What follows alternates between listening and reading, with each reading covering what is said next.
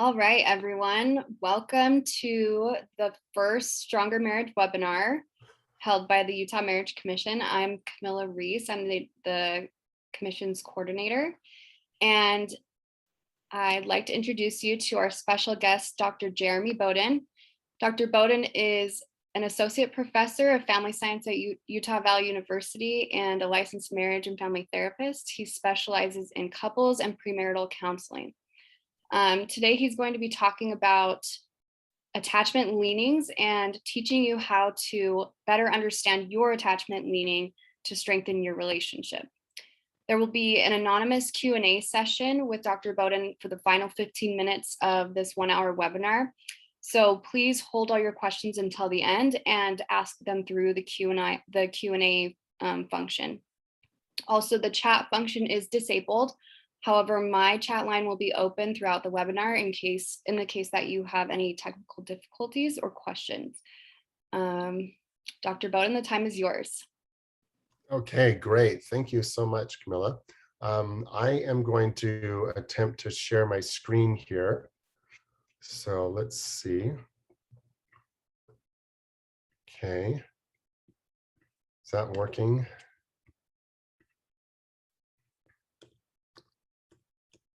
Okay, is that working?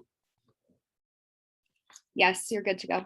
Okay, perfect. Well, thank you so much. I need to really quickly just say I have been fighting a pretty nasty cold the last 2 days, and so I have been coughing and sneezing. So I'm on some medication. So hopefully we will be fine throughout this presentation, and I won't have to cough too much. But just bear with me if that does happen.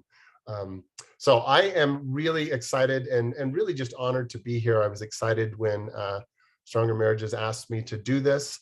I love presenting this content and many other types of content. I love teaching couples and working with couples. And so I was really just excited to present this. So let's jump into this.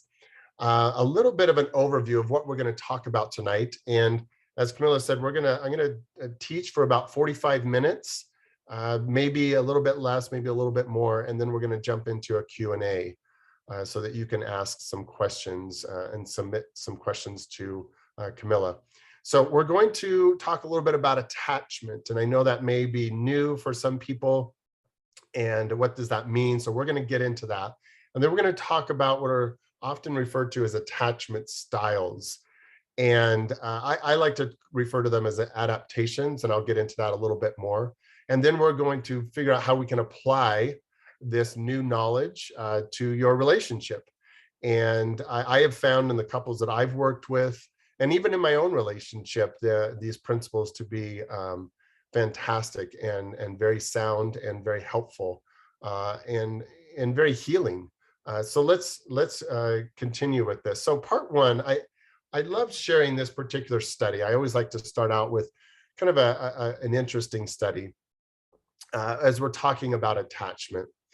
This particular study was done several years ago by Jim Cohen out of the University of Virginia. And he's a very talented neuroscientist. And what he did is he took happily married women, and he put them in an MRI machine, an fMRI machine, and took pictures of their brains as they were looking at pictures above them.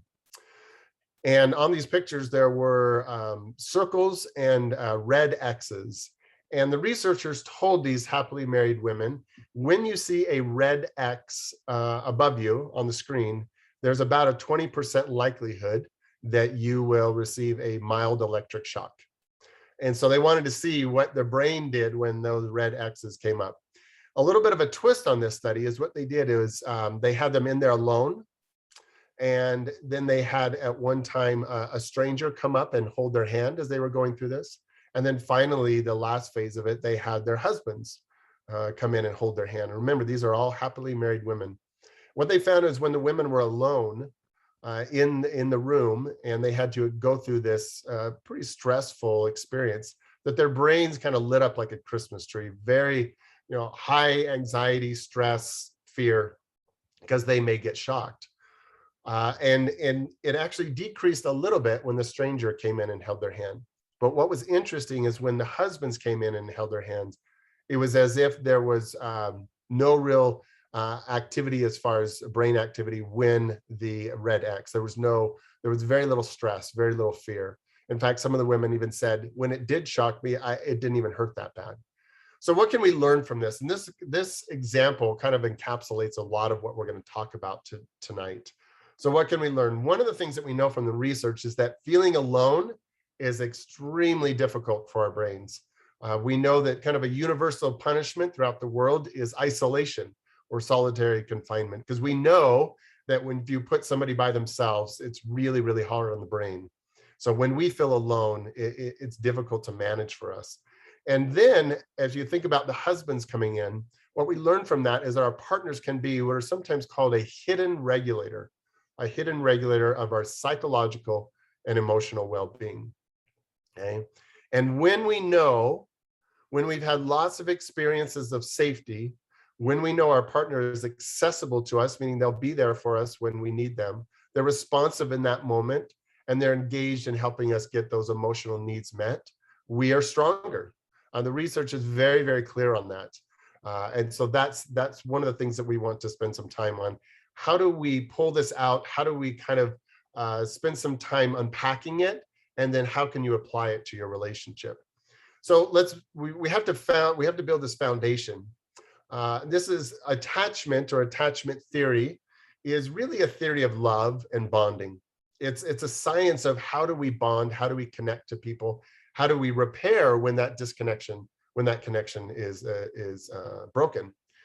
And one of the things that I find when I've worked with couples, and when I have in my therapy practice, and when I have taught this curriculum, it's that a lot of people say, I love this because it really gets to the heart of the matter.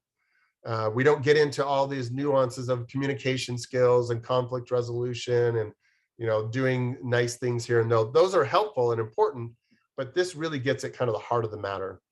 And so one of the things I often help my couples understand that I work with is to become a convert to attachment theory. Because if you don't believe the research around this, a lot of this isn't going to really land. But there has been literally thousands of studies out there in the last 40 to 50 years that has verified this, that there is something out there as far as an attachment. So adult attachment theory, for some of you, this is going to be a little bit of a relief as I share these principles, and you're going to think, wow, I've always kind of thought that there was something like that, but I never really had a name to it. I never really could articulate it. So hopefully that I can articulate that for you tonight. And for some of you, it's going to feel a little bit of foreign. You're going to feel like this is all new to me. I don't understand that. And it may even bring up a little bit of anxiety, as new information can sometimes do. But I would ask that you, regardless of where you are, that you approach this with an open mind, because a lot of these principles you may not have ever heard.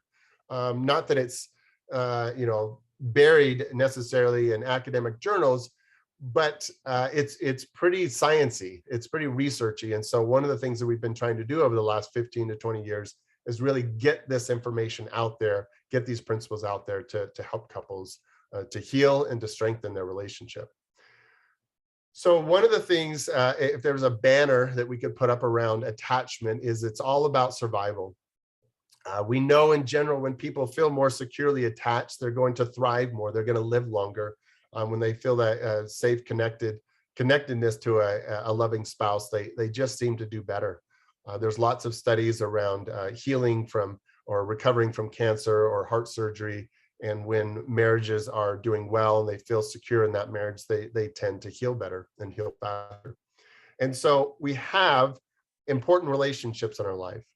And we have what are called, a trusted other. And when we have that trusted other, it really shapes how we view ourselves, how we view other people, and essentially how we view the world.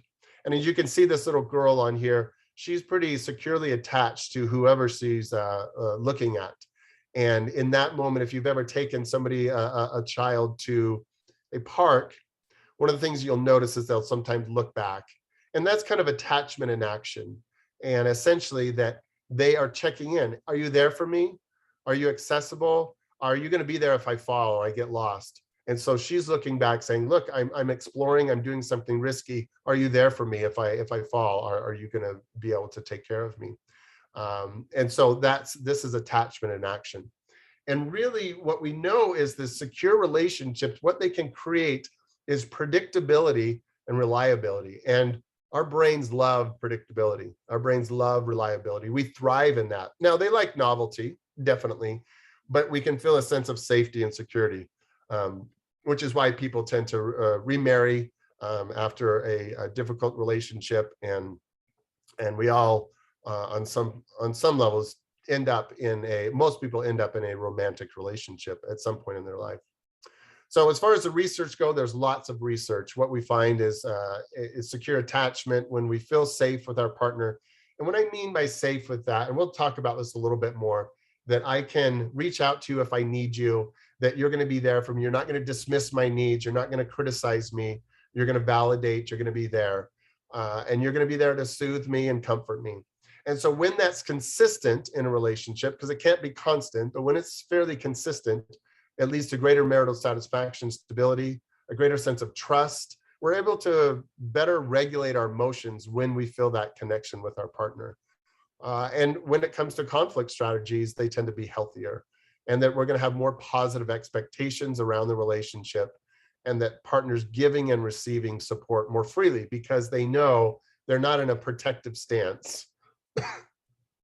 They can be there for their partner rather than sit and be protective. Okay, so now let's get into the core principles of adult attachment theory.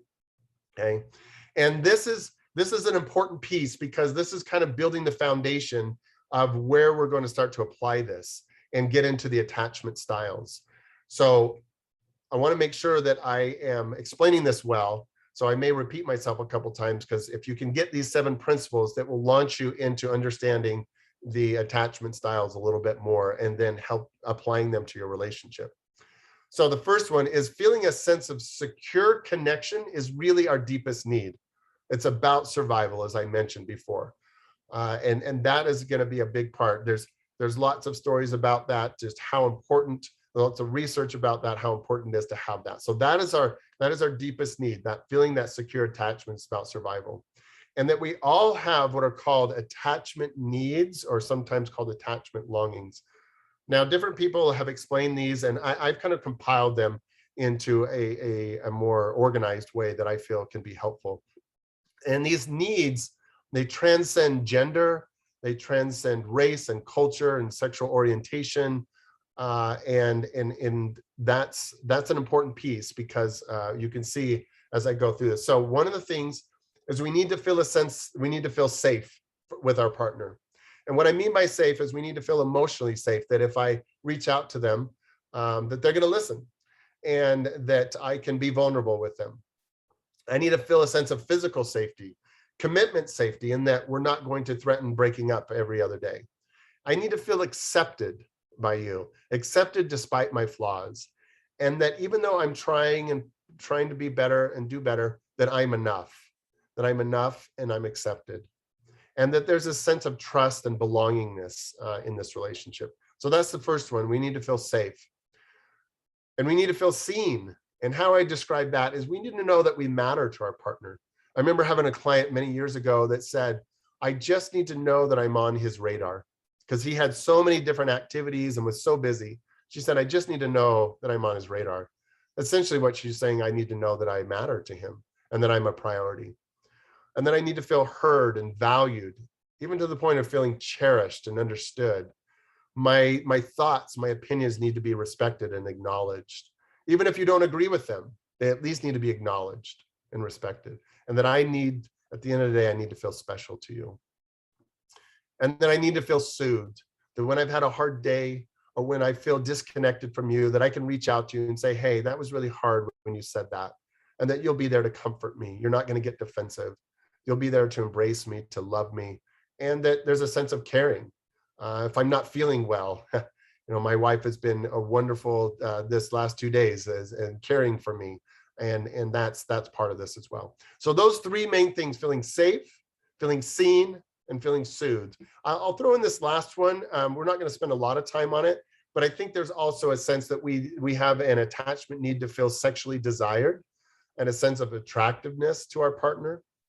Inside and out. And I think that relates back to kind of feeling accepted and enough. And we need to feel wanted and desired by our partner. Again, we're not going to spend a lot of time on that. Mainly those three: feeling safe, feeling seen, and feeling soothed. And essentially what we know also from the research is when those three things are going well, we tend to, our sexual relationship tends to go better as well. So now the third part of this is we all have what's called an attachment system. And I like to call this a connection threat detector, in that it is part of our brain, and you can even call it kind of the amygdala, that is scanning for threats, scanning for that threat of disconnection. Because remember, it's all about survival. And so we all have this attachment system in our brains, and it's scanning for that. And so what it does is it monitors the safety and availability of our partner. And I'm going to get to what happens when we don't feel safe. So it monitors that safety. And it's activated often during stress and fear, or when we feel a threat, meaning that our partner, maybe they're working lots and lots of hours, and that feels a threat to our disconnection. And so that attachment system is going to go online: danger, danger, something's happening. We go into this primal panic, and then we act out in various ways, and we'll get to that. And see, this stress and this fear, it can be either real, meaning, yeah, your partner is gone a lot, or it can be just perceived. And both need to be validated by our partner. Even if our partner says, well, that's not what happened. For you in that moment, it was scary. For you in that moment, it was hard. It was difficult. I didn't feel like I mattered. And that's what needs to be validated. And so that's why I put that in there: real or perceived. And so this is really going to help us. And this increases our chances of survival, because it's constantly monitoring that. Now, people who are more securely attached, as we'll talk about that monitoring system isn't online as much, or isn't as sensitive or tuned as much, because we have experienced so much safety. So number 4 is that we all have strategies for managing this disconnection. And there's 3 ways that we tend to do this in general. Is that we will, when we feel a threat or feel fear that we feel disconnected from our partner, we usually lean one of 3 ways, and it depends on the topic and the circumstance, but we usually lean towards one. We'll either move towards them in softness and vulnerability and say, hey, that was really hard for me to hear. Can we spend some time talking about it? Or we'll move away and withdraw and shutting down, kind of a protective mode. Or we'll move against them in anger and frustration. And all of these things are really, if you remember, is to regain that attachment. It's a protest for that lack of attachment. Hey, I love you, I care about you, and our connection has been severed. And so I need to get it back, because it's about survival for me. So I'm going to move towards you in softness and say, hey, that was really hard. Or I'm going to move away and say, this is too overwhelming. This is too tough. I'm going to shut down. I've got to manage these emotions. It's too overwhelming. Or I'm going to move against in anger and frustration. Why aren't you listening to me? Why don't you hear me?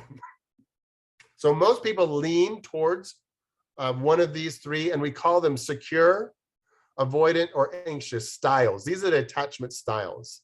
Again, I like to refer to them as adaptations, because that's essentially what they are. It's the way that you've learned to adapt and to manage that disconnection. Okay, so secure is going to move towards, avoidant is going to move more away, and anxious is going to move against. And we tend to lean one way or the other. Okay. Now, here's the great part: is our partner can be a secure base from which to launch and explore and take risks, and a safe haven for when we come home and we've had a long day, or we've had some stress, or we're disconnected. Okay, so our partner can be that emotional regulator, as we talked about earlier. And really, that's what we're there for, is to help each other feel that sense of safety. And so we can become more securely attached, because that's our goal. Our goal is to become more securely attached. Nobody is 100% securely attached. That's impossible. We all are going to lean a little bit more towards what we call insecure attachment, which would encapsulate avoidant or anxious. But we can become more securely attached. And again, we'll talk about that. But we do that by having our partner, by us co-creating this consistent, loving, safe experiences. And we can co-regulate with them that emotion. Okay, so let's get into the specifics of these attachment styles. And as we go through this, what I want you to do is I want you to think about, where do you land? Where do you lie in all of these? Okay, where do you tend to lean towards? So these are the three, as I talked about. We're always trying to kind of swim towards more secure attachment, but we usually lean a little bit more towards anxious or avoidant. I'll tell you, I lean a little bit avoidant. And so, but I become more securely attached over time. And so our secure attachments are really how we cope or adapt to stressful situations. They're developed in our childhood. And at the end of the day, what they do is they help us create, maintain, and reestablish closeness with our partner. So I want you to really think about that and let that settle into your heart and your mind, that when my partner shuts down or moves away, it's that is what they're doing. That is how they have adapted to manage difficult emotions, because they feel disconnected from you and because they love you. They care about you. And it's so hard for them to experience this disconnection. So they're either going to shut down and pull away, or they're going to move against you in frustration and anger. It's a protest for that lack of attachment because they care about you. And that is, if you can take anything away from that, that's what I want you to take away from. When my partner does these things, it's because they care about me and they're doing all that they can to manage it. It may not be the most effective strategy for them, but in that moment, that's their best strategy. And so the more we can create a safe environment, help them feel safe, seen, and soothed, the less they're going to do that. So why is this so important? And really what my clients will often say, and couples that I teach this in workshops, is they say, this has been helpful because it helps me view, understand my partner and how they view closeness and togetherness and react and respond to conflict. And it helps me now to understand how they communicate their needs and their wants and desires and longings. So let's start out with secure attachment and talk about that. So we're fundamentally really designed to always to be securely attached. We come into this world on many levels with that capability to be securely attached. When we don't feel that, that's when we start to lean towards a more anxious or more avoidant. And so it might feel like, now this is gonna, because there's a lot of positives, this is gonna sound very aspirational. I don't want you to get down on yourself saying, oh my gosh, I'm never gonna be like that. No one is 100% securely attached. We all lean a little bit towards one way. But some people lean securely attached, meaning they're, in general, they tend to be more securely attached, but certain situations can push them into more anxious or avoidant. And so it's possible to lean towards and practice. You can learn to be more securely attached, and it's going to come easier with time and practice. So in general, people who are more securely attached, they feel comfortable with closeness and autonomy, meaning they're okay with feeling close to their partner. It's not smothering to them. They can feel close, but they're also okay being on their own. And they can be at work, they can, do their hobbies, they can go on a trip, and it's okay. It's not anxiety provoking for them. A big component of people who are securely attached is they can balance their emotion and their thinking. Okay. When the emotions come up, they can regulate that and go, okay, what does this mean? And if the thoughts, all these thoughts come up in logic, they can balance that and say, okay, I need to pay attention to my thoughts, but I also need to pay attention to my emotions, because they're both very, very important. Emotions, what I often say is emotions are neither good nor bad. They're just information. Emotions, they point us to what we need.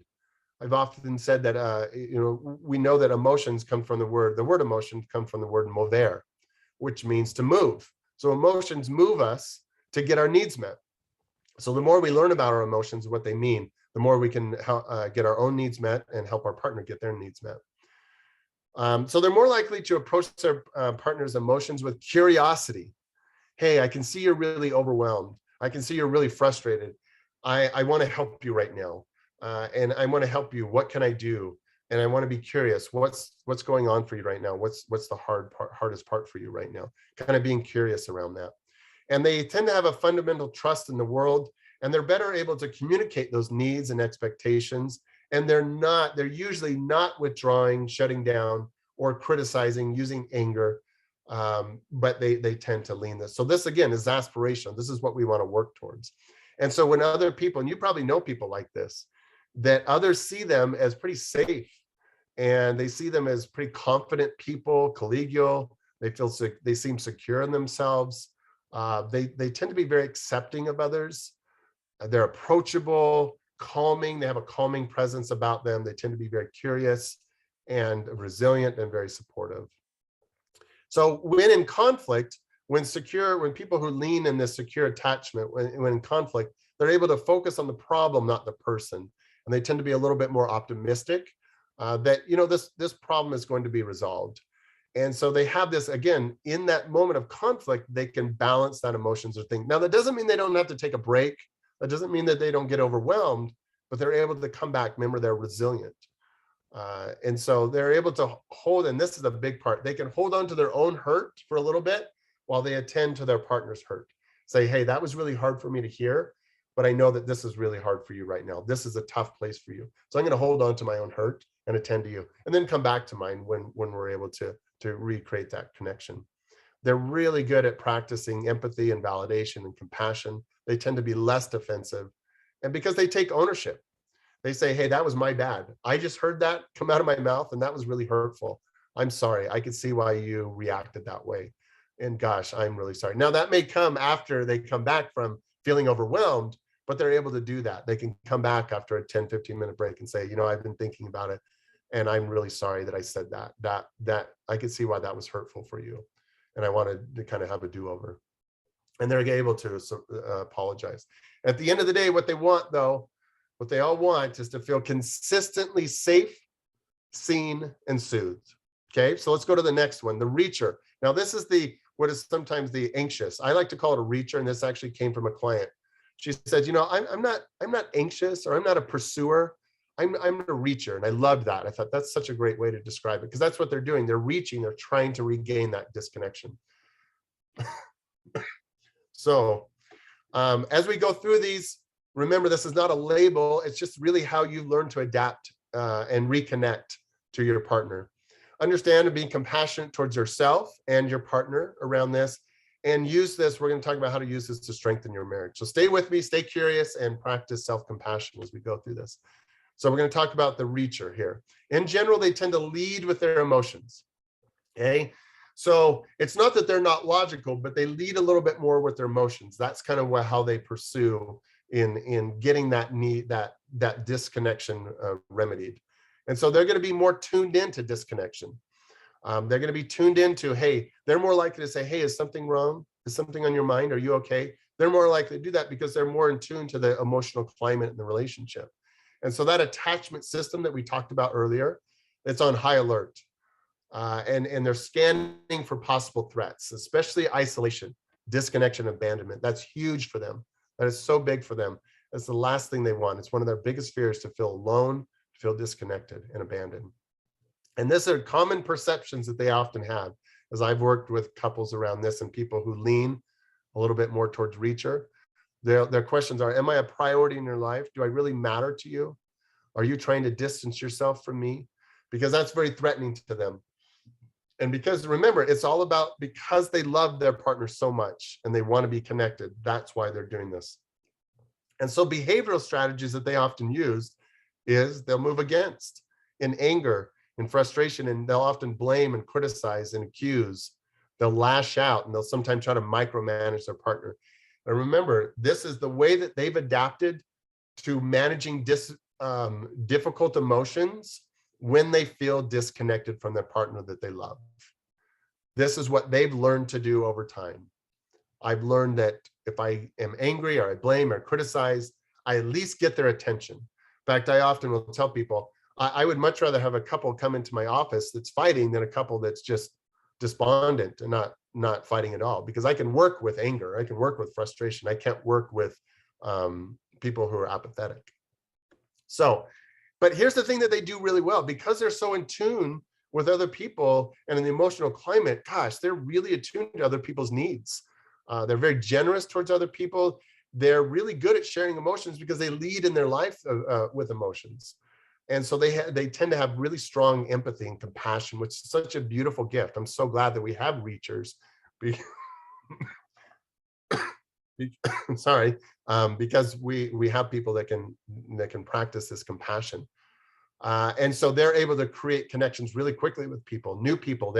they're able to do that a little easier on average. Again, not everybody who's a reacher or anxious attachment style is able to do this, but in general, they're often very high functioning, unless they lean really, really far towards that and the anxiety, it overwhelms them. And then there's other things that can, then they can manage that with ways of managing anxiety. So others tend to see them as kind and generous and Dr. thoughtful and Boden. compassionate. But they can sometimes be perceived as too clingy by other people, especially people who are avoidant. An avoidant person with a reacher they're going to see them as needy and clingy and oversensitive and maybe even high maintenance. And why are you always needing this and needing that, and controlling and critical? So that can be very difficult for the avoidant person because it's a lot of emotion coming at them. Dr. Boden, can you hear me? Yes. Is your screen still showing? Yes. Oh, okay. Sorry, something happened on my end. I just wasn't sure. Okay. I hope Sorry to hopefully other interrupt you. people can see it. Yeah, that's what I'm trying to figure out. Okay, should I pause? No, keep going. I'll see what I can do. Sorry to interrupt. Okay. Oh, you're fine. So in relationships, what can happen for them is they tend to be, on average, a little bit more over focused on their partner's flaws. And so they're going to be sensitive to small fluctuations in their partner's mood, as we talked about. And they're going to interpret hurt where maybe none was intended. And so these reachers can feel overwhelming to their partner. And so when conflict comes up, they're more likely to bring up the issue, by the way. They're more likely to bring issues to the table. And conflict can sometimes confirm thoughts of rejection or abandonment. And so even negative interactions are better than no interaction. So I'm seeing there's a lot of people in chat. Are people able to still see my PowerPoint?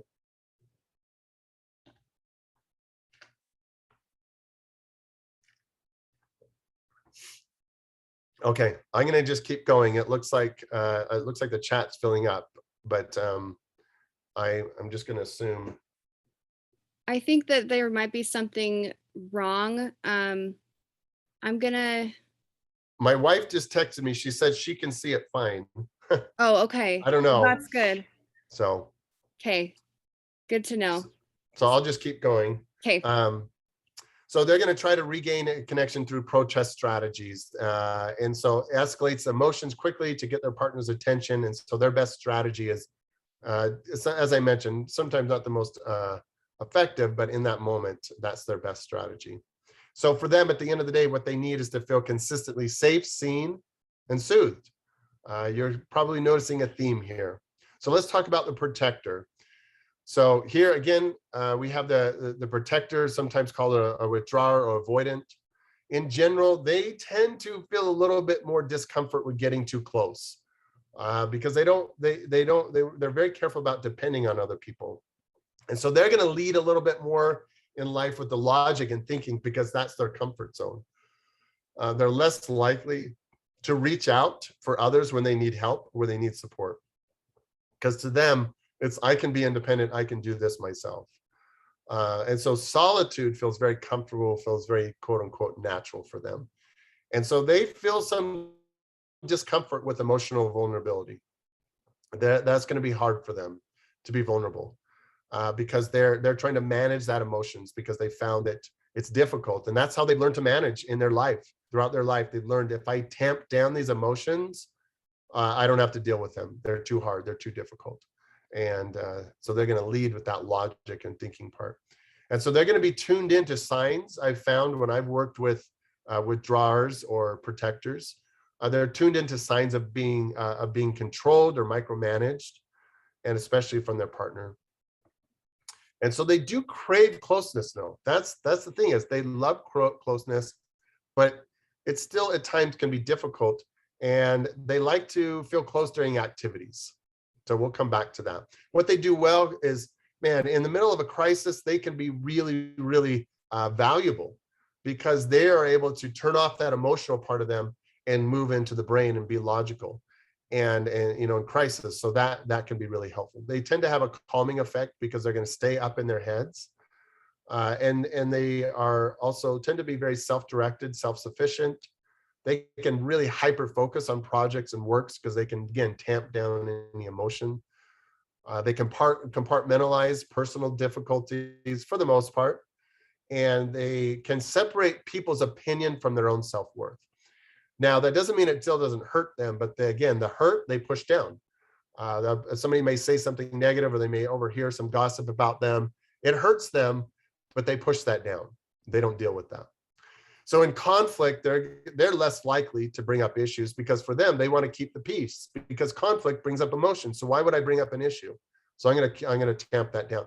And again, remember, they've learned to do this, and they've learned, if I tamp it down and stay logical, I'm going to be able to work through this with my partner, and we'll stay connected. Okay. And that's just, they're working through this all in their brain. They're processing all these emotions because they want to stay connected. And we'll talk about that in just a sec. It's difficult for them. A lot of them will say it feels like a minefield, that I'm going to say something wrong. If I start to go into emotions, I'm going to say something wrong and I'm do something wrong. So they feel easily overwhelmed. And so it often activates their deepest fears of inadequacy and failure. So they're going to be tuned into tone of voice, blaming, accusations, and they're going to suppress their own needs for their partner, again, to keep the peace. I had a client like that just recently, well, a few months ago, and for many, many years, he just suppressed his own needs to keep the peace. And eventually that did not work out well. And so they experience difficult emotions. They can read emotions, though. That's the thing, is they can read emotions, which is why they shut down so quickly. And so it's their way of maintaining connection. So some people will say, wait, what? How is shutting down and trying to be self-sufficient a way to maintain connection? Well, here it is.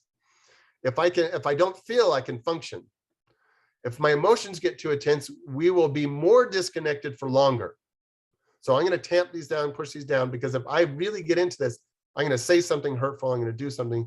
I'm going to say something hurtful that's going to, put him or her down. And so I'm just going to shut down and minimize any costs. And so for them, they'll say, I need to think about this, because if I don't say this right, I'm going to make things worse. And so for them, at the end of the day, what they really want is to feel consistently safe. They need to feel seen, and they need to feel soothed. So I'm just looking at my timing here. So let's jump into this. I'm going to get a little nerdy for a second here and look into this as what this looks like. So this is one of my favorite things to talk about. It's a window of tolerance. And I'm not going to spend a lot of time because we're running out of time.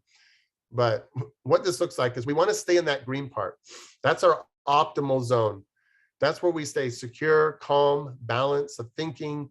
But sometimes a trigger will happen, and it will push us up into this increased emotions. Or a trigger will happen and it'll push us down, and we'll shut down and pull away, get defensive. And so what we want to do is, throughout our day, we're constantly kind of going up and down. What we want to do is help our partner build that window of tolerance so it's bigger. And how we do that is through helping them feel safe, seen, and soothed. So we want to increase that. So, this can come through insight, kind of learning about yourself, awareness, and really secure attachment, self-compassion. So the bigger that is, that optimal zone, we can help our partner stay in that, and we can help ourselves stay in that, through mindfulness, through self-compassion, and things like that. And so little things aren't going to push us up into our adaptive strategies as easily. Okay. And the more that we can create that safety, that soothing, and helping our partner feel seen, we're going to stay in that optimal zone. There's so much more I could say about this, but this is sufficient. So let's look at what this might look like. So you're going through your day, you're in your window of tolerance, things are going okay, and then you get triggered. Something happens, a negative stimuli, an insecurity comes up. Your partner says something that they know is hurtful. And so that trigger comes up. And so then you go into your activation system. So that comes online. That attachment need is blocked. In that moment, you don't feel safe, seen, or soothed. Something is blocking it. So then you have that question. Do I feel consistently safe, seen, and soothed in this relationship? Or do I feel that right now? If yes, then we're going to move towards insecure attachment. And we're going to reach out to our partner and say, hey, that was really hard. Or I could really use you just being home this weekend. I know you had a lot of plans, but I just really need you to be home, at least on Friday night. And so what that's going to do, the more we have those consistently safe and seen and soothed experiences, it's going to increase our attachment and decrease distress, which is then going to keep us in that window of tolerance. However, if the answer is no, and again, this happens so fast, then we're either going to move against or away, or the protector or reacher. And so if you're a reacher, you're going to pursue and sometimes push them away. You're going to pursue with anger and frustration or criticism. If you're avoidant, you're going to sometimes be defensive. You're going to shut down and then shut your partner out, which then leaves you both alone. But you can repair from that and say, hey, that was really hard. We kind of got in a negative cycle there. I wasn't very tuned into you, and I could see that your attachment adaptations are kind of coming up, and I want to be there for you. I want to help you feel seen and safe, and I want to help you feel soothed. But if you're not able to do that, what happens is it's decreased attachment and connection and increased distress. You'll eventually find your way back to your window of tolerance, but your window of tolerance, the optimal zone, is going to be shrinking. So let's now apply all of this. Let's take all this and see where we can apply it. Now, thinking about, hopefully through this, you've started to see where you lean towards.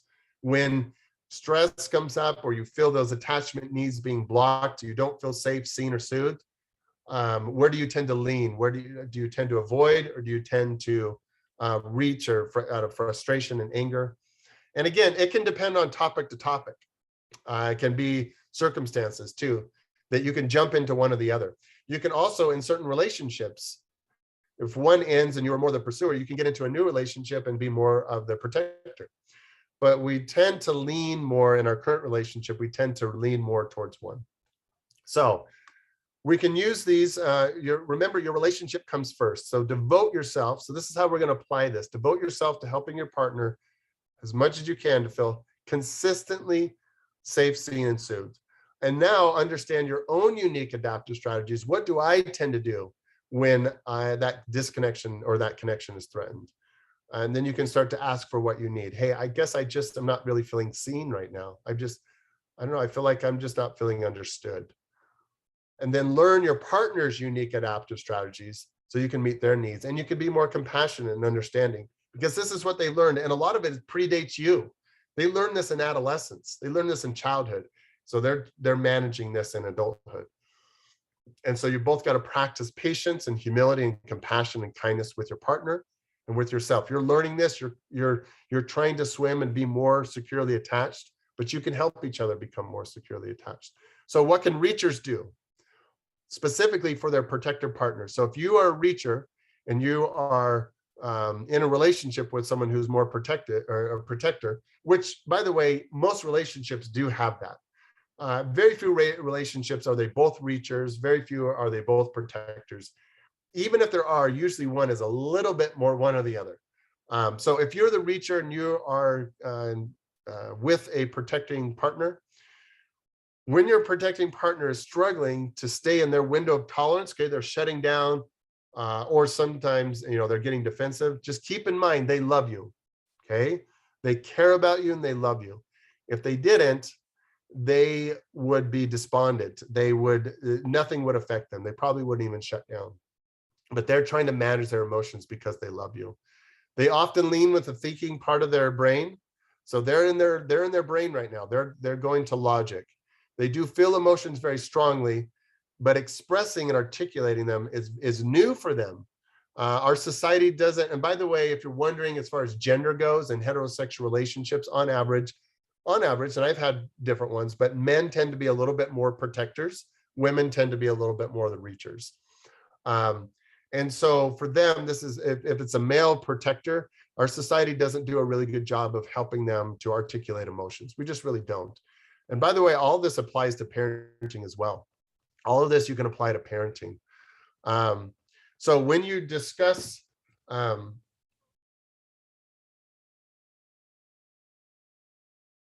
sorry, I just got a text from my wife. I'll have to look at it later.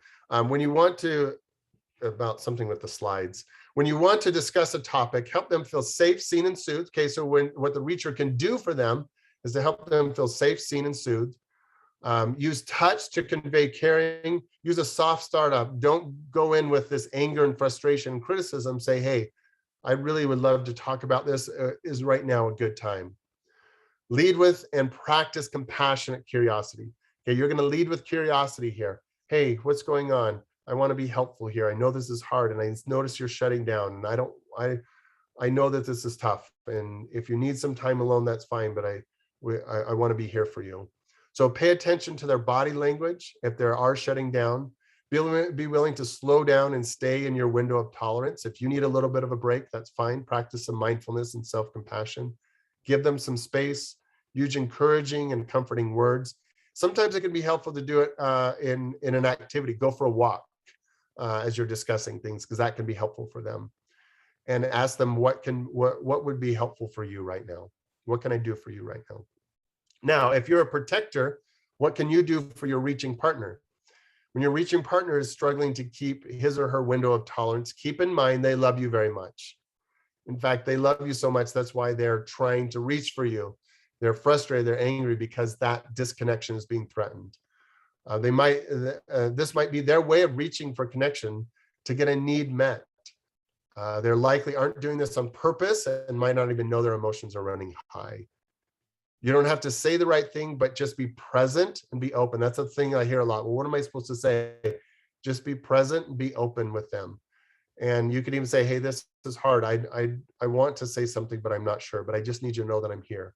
I'm here and I'm listening. And I want to be here for you. Okay, so what you can do is to, again, help them feel safe in that moment. Help them feel seen by validating and understanding them, being compassionate, and help soothe them if they're getting overwhelmed. Take it seriously what they're saying, but don't take it personally. You may have to do your own self-soothing and just practice these. I know she or he is trying to connect with me. Provide that reassurance. Think to yourself, okay, this is his or her adaptive strategy to regain closeness. And increase physical closeness. Sometimes if you hold their hand or just scoot closer, that can be helpful. Help them to help slow them gently. You know, hey, I'm here for you. I want to make sure that I'm getting everything you're saying. And so what can I do to help slow this down? Because I can see that this is a lot for you. So try to understand their perspective and and ask them, how can I be here for you right now? And validate some more. That would be my suggestion. So you can build more connections to your partner by tuning into the sense of needing your spouse. So if you're a protector, thinking about that, like, I need my partner. And you need them, and start sharing with them throughout the day, just little things. Hey, this happened at work, text them. Or this, our son just did this, or this was really hard for me. Just text them little things, or tell them at the end of the day a little bit more about what happened, and maybe even tap into some of the emotions. This was hard, this was frustrating, this was kind of sad. And that's going to be helpful for them. Think about if you lost them, what would it be like for you? I'd imagine, I've asked this to clients who are protectors, and that's really kind of hits them. They say, I would be devastated. Okay, because you need them. That's why. Text or call to check in. Increase non-demand forms of physical touch, just giving them a hug. You're not demanding anything further than that, holding their hand, kissing, things like that. So you can take a picture of this slide, kind of some homework that you can do after this workshop. You can take a picture of this slide, share with each other what landed, what made sense, what didn't. I apologize I went so fast, but discuss how your partner has helped you feel safe, seen, and soothed in the past. What have they done well? Focus on that. Share with your partner how you tend to lean towards either more reacher or protector. Don't say you tend to do this. Allow your partner to recognize what they tend to do. Discuss a person in your life where you see exhibits a securely attached adaptation. And then discuss ways you can be more understanding of and compassionate towards each other's attachment adaptation strategies. So that is all that I have. So I guess we move now into the Q&A, and hopefully people are still there.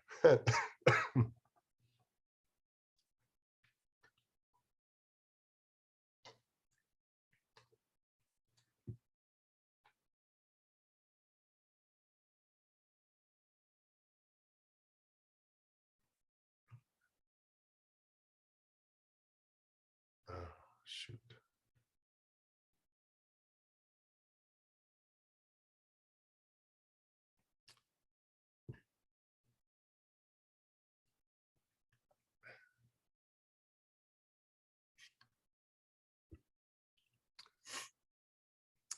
Okay, so are there, let's see, here's some questions here.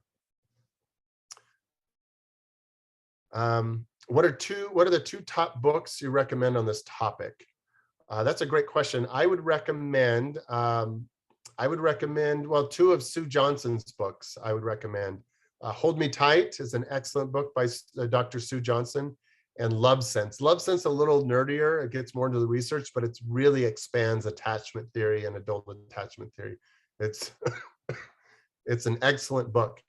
So Love Sense and Hold Me Tight. Another one, if your relationship is experiencing some struggle, would be Dr. Lori Scatty. It's spelled Schade. Her book, it's a couples workbook for emotionally focused couples therapy. I think there's two of them out there, but make sure you get the one with Lori Scatty, Dr. Lori Scatty. It's an excellent, excellent resource. What do you do if your partner, so here's another question. What do you do if your partner and you act as both reachers and protectors, depending on the conflict? So that's a great question. I would say that part of it is just to slow that down, to take a break. There's a lot of research on just taking a 15-20-minute break. If you're both reaching, you're both frustrated. I wonder if you're new in this relationship, maybe not, because people who are new tend to a lot of times both are kind of find the bad guy, as they sometimes will call it. As your relationship gets longer, one of you will probably start to lean a little bit more into one. So if you're both reachers, you still have that same need of feeling safe, seen, and soothed. But I wonder, it'd be interesting to have a conversation with the two of you. If the two of you had a conversation of, do you ever exhibit some of the protector stances? And if so, what can I do in those moments? Let's see. Okay. What if you have elements of both a reacher and a protector? Yeah, that's not uncommon. And we tend to do that depending on the situation or the topic. So you may be really a reacher when it comes to parenting and frustrated with your partner around parenting maybe. But when it comes to money, you tend to be more the protector. You shut down and pull away. That's not abnormal. That happens quite a bit depending on the topic. And so again, it's just looking at tuning into your own kind of ways that you're managing, and that your partner tuning into that and saying, okay, it looks like you're shutting down, or you tuning in, it looks like I'm getting really frustrated. So something has triggered me, something has come up. And so now how can we help each other feel safe and feel seen and soothed? What does that look like? So hopefully that was helpful. Is it possible to change adaptive style from reacher to protector due to betrayal trauma as an adult? Trauma kind of definitely, people who experience trauma, it's going to send them deeper into a more reacher or kind of anxious or avoidant stance. So absolutely, can you change it? Is it possible to change adaptive style from reacher to protector due to betrayal trauma as an adult? Yes. Okay, I think I get your question. Yes. So if you tend to be more of the reacher and there was some betrayal in the relationship, you turn to more of the protector. Absolutely. And again, the principles aren't going to change at all, but now you've got to kind of adjust in that. What do we do to repair this? How can we repair some of this trauma, this betrayal that has happened between the two of us? But again, it's going to take both of you practicing and helping each other feel safe and feel seen and then soothed consistently over and over. Notice I didn't use the word constantly, but it has to be consistently around that. This was very informative. Thank you for presenting, even though you've not been feeling well. Well, thank you, Deanna. I appreciate that. Yeah, you can probably hear it in my voice. So I may collapse after this and fall asleep. But I've actually been doing a lot better. I thought I was going to cough a lot more. So I've actually been blessed to be able to move through this. mostly uninterrupted. So, okay. Any other, oh, let's see. Any advice for a protector who, when in avoidant state of mind, struggles to reach out and communicate that feeling? Yes. So my suggestion around that is that you may have to take a little bit of a break, and your partner has to allow you to have a little bit of a break, but you can't use that as avoiding the topic. So what in that moment, you're going to want to practice some mindfulness and what's going on for you right now. You're going to want to ground yourself. Okay, where am I right now? My feet are on the ground. My shoulders feel tense, tuning into your body. And then tuning into what's the emotion that I feel. Do I feel anxious? Do I feel afraid? Do I feel overwhelmed? Do I feel sad? And allowing that emotion just to relax into that emotion. And then start to think, what do I need? What's the need? Do I need to feel safe right now? Do I need to feel seen by my partner, or do I need to feel soothed? Or is it all three? And so that's when you can start to communicate. But in that moment, it's really, really hard for you to probably articulate that, understand it. That's why you probably need to take a little bit of a break. Or your partner can eventually be there for you and say, hey, I'm here with you. I'm just going to hold you until you're able to unpack this, but I'm here for you. That's what your partner can do for you. But if you just need a little bit of break by yourself, that's totally fine. And when I say break, I'm talking 15, 20 minutes. I'm not talking a day or anything like that. And so that's where you can, again, tune into that emotion, relax into it, and then think about, what do I need right now? What's your attachment need? And then communicate that to your partner. I guess, now that I've kind of taken a minute to calm down, I think I just wasn't feeling understood. I wasn't feeling seen. And can I explain a little bit more about my perspective? And your partner hopefully says, yeah, I'm here for you. I want to listen. I want to be here for you. I want to help you feel seen. Okay. I think that, let's see, there was one, where to start when your partner is reluctant to see there is a need to work on the relationship. Yeah, that's a tough one. I guess that's, they just communicate that need for them and say, I'm doing this because I love you and I care about you. And I care about you so much that I want to work on this relationship because I'm just not feeling seen. I know you may not see that, you may not experience that, but I do. And I'm doing all this because of how much I love you. If I didn't love you, I wouldn't be coming to you. I deeply love you and I care about you so much. And I guess I'm just a little fearful that, that you don't feel the same. And I want to spend some time just unpacking this and I want to understand you. I understand where you are. I imagine this is hard for you too. And so I want to help you feel seen and feel safe and feel soothed. So anyways, hopefully that was helpful. Sorry. Okay, I think we're at 7:00. So I will turn the time back over to Camilla and then we'll go from there. Thank you so much though. Thank you so much for being here, taking an hour out of your busy lives. Again, I hope that you really embrace some of these concepts and know that they can be extremely helpful as you start to implement them into your relationship. So again, hopefully this was helpful and thank you so much for your time.